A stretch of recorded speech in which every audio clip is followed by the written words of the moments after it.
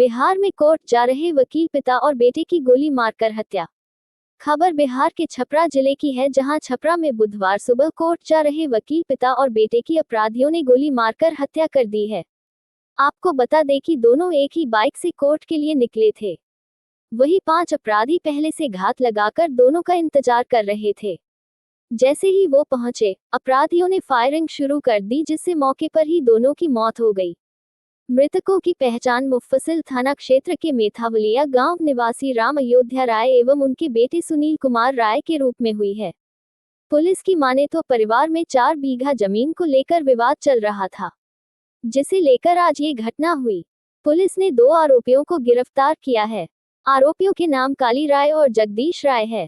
बाकी आरोपियों की गिरफ्तारी के लिए छापेमारी की जा रही है। परिजनों ने बताया कि रोजाना की तरह अयोध्या राय कोर्ट के लिए निकल रहे थे। तभी मुफस्सिल थाना क्षेत्र के दूधिया पुल के पास बाइक से आए बदमाशों ने गोली चलानी शुरू कर दी।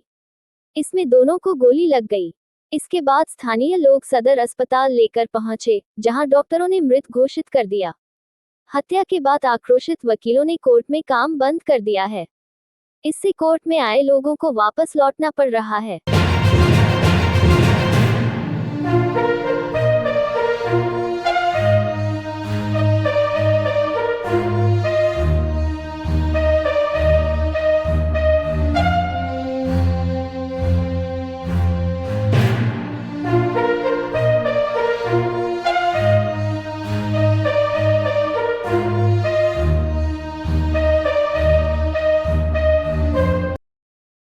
जमीन का विवाद था और उन लोगों ने ऐसा घटना कारित किया है।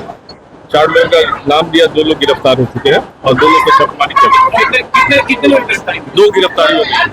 चलिए।